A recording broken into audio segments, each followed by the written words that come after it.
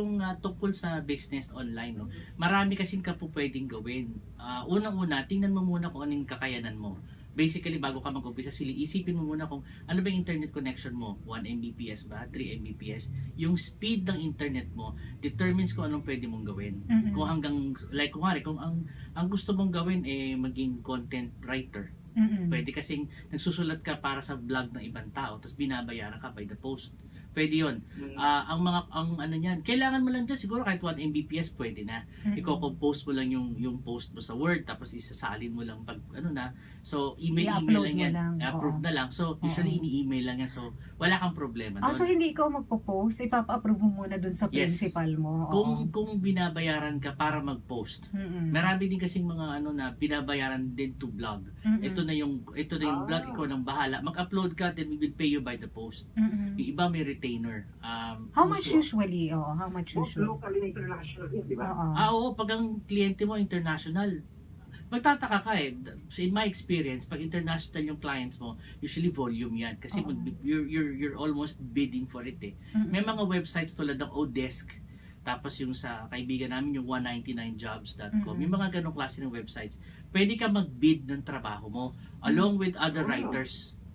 Ako, si Miss Baro, si Professor, tatlo tayo nagbibid per article. Ako, bid ko 100, sa'yo 150, sa kay Professor 200. For whatever reason, it's up to the client to choose kung sino kukunin niya sa atin. It's not necessarily sa presyo, pero kung minsan titingnan din yung value mo, kung sa kabagaling, ano yung expertise mo. Titingnan rin yung work mo, yung past titingnan yung mga na-past. We have to submit a portfolio, magpapakita ka ng ganon. So nandun din yung kung kukunin ka nila o hindi. That's one. Secondly, ang cost niya depende. Merong tumatanggap ng 500 per post, 300 per post sa mga special clients. Pesos yan, pesos? Pesos. Oo. So dali lang. Pag alam mo 300 pesos paka 10 ka sa isang araw. Di 3,000. Yeah. Oo. Wala kang ginagawa, nasa bahay ka lang. Pero medyo nosebleed yan pag hindi ka talaga writer. Kasi ang minimum niya nasa 300 words to 500 usually naglalaro yan The longer the article, the higher the pay. Pag kumari mga 1,000 words, it could be anywhere between 500 to 1,000 per article. That is if you're working for somebody online. Tapos ano yan, remote yung pagbabayad sa'yo. Pag ang kliyente mo ito naman iba naman to. Pag kliyente mo kumpanya, kumpanya ako meron akong shoe factory o kaya gusto ko magkaroon ng online presence. Tatap ko to si Vlogger A. Mag-vlog ka nga sa bago kong produkto. Usually tinatap nila yung mga vloggers kasi meron ng may following na yan. So para ka nagre-rent na advertising space. Sulat ka nga. And sometimes vloggers are paid anywhere between 3,000 to 10,000 depende sa popularity ng vlogger. Per article of 350. Per article yun? Yeah, per article of 350 words. It actually is very profitable. Depende sa popularity ng vlogger, depende sa number ng following niya. Paano naman na-measure yung number of following at yung popularity? Yung following na measure mo naman, kung may-ari ka ng isang blog, yung blog mo merong, let's say, Blogspot yan o WordPress, meron yung mga statistics available sa'yo na pinaprovide ng host mo. So makikita mo yung mga numbers doon. Ibibigay mo ngayon doon sa client. Ito yung following ko. Tapos sa Facebook, ilan lang nakikinig sa'yo doon. Ilan ang followers, friends mo sa Facebook. Ito po. Sa Twitter, ito po yung followers ko. May kilala ako dyan, RT. Pero kung Pilipino ito, si PewDiePie ba yun? Meron 35 million followers. Parang narinig ko na yan siya Vlogger ba siya? Or netizen? Parang nag-YouTube siya, parang ganun. That would be a vlogger with a V. V naman, video. Video kasi kung sa YouTube siya. Usually mga ganyan, malaki yan, kaya lang ang compensation yan manggagaling sa ads on YouTube. Pag marami kang tulad yan, assuming baba natin yung number to 1 million followers. Pero kung video na nakakatawa and you have 1 million followers, nasa ng pera doon? Ang pera doon nandun sa Google Ads. Pag nagbabasa ka nanonood ka ng video, may makikita kang ad sa baba. So yun, ang nagbabayad sa'yo Google. Bayaran ka ni Google for the ads na lumalabas doon. Kasi syempre exposure yun sa kanila. Usually the ads are related dun sa video mo. Kung yung video mo is about cooking, may lalabas na mga ads doon about cooking implements, cooking mga ganito, seminars or Oo, kaya mga ingredients. or Oo. restaurants, depende. Si Google nang bahala magpalabas ng ads. You just have to follow, basta maglagay ka lang ng ano, may konting proseso din, may sign up ka pa ng AdSense mo o kaya dun sa analytics. Medyo hindi siya ganun kahirap. And how do you get paid? Through Well, PayPal? Yeah, through PayPal or Western Union. I get paid from Western Union kasi meron akong Google Ads. Maru, pwede ka dyan, Maru. Yes. Yeah. You don't even have to have PayPal. Kasi kukunin mo lang sa West, para ka pinadala ng pera ng kamag-anak mo sa abroad.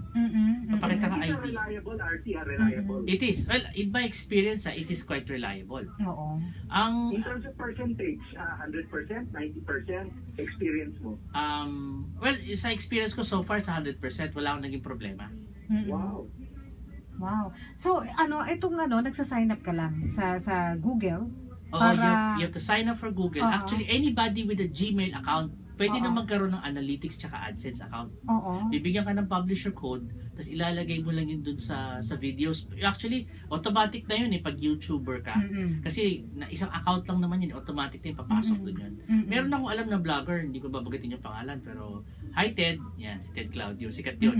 Ano siya, hindi ko babagitin, pero hi Ted.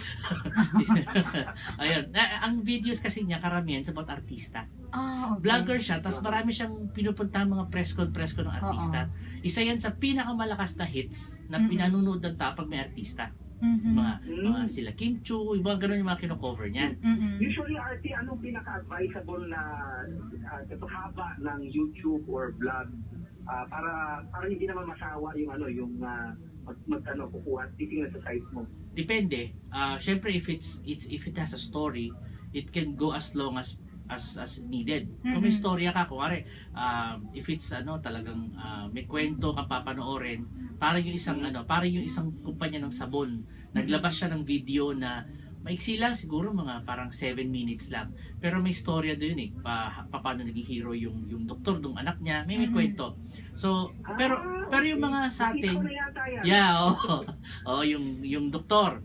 Ngayon, kung ikaw lang magpapakita ka ng video, just try to be funny, usually mga 3 to 5 minutes, mahaba na yun. People can get bored if it's too long. But usually, ang high impact yan, mga 3 minutes, 4 minutes yan, usually okay na yun. Oo. Pero paano yung merong advertisement before the video? Merong mga ganun, di ba? Usually sa account papasok yun. Sa account mo rin papasok yun. Oo. Kaya lang minsan yung iba kiniklik nila kagad na kino-close kagad yung ad di ba? Pwedeng in 4 seconds pwede mo na i-close yung ad. Oo. Pag kunyari kinlose yun nung nag-view, may bayad ka ba? Yan ang hindi ko alam yung hindi ko kabisado yung mechanics of how they pay you. If they pay you higher if the person watches the whole thing, or if they pay you lower if they skip it. Basta ang alam ko meron as long as the ads are shown and that the ads are and that they click it, they click especially the little ads sa baba. If they click that money goes to you. Paano mo naman natitiyak na itong mga advertisements na ito ay pumapasok sa iyo at may papasok na pera sa iyo? Merong report sa AdSense tsaka analytics, and you see the number of people who click to your merong analytics report yan na papasok ka lang sa Google at Analytics, analytics.google.com. In your account, tingnan mo, makikita mo sa YouTube channel mo, even YouTube itself meron ng parang sa Facebook may insights. Kita mo kung sino yung pumasok, ilan ang beses nag-click, galing saan, mga ganon. Very very comprehensive yung mga reports niyan. Marunong ka mag-shift na ako.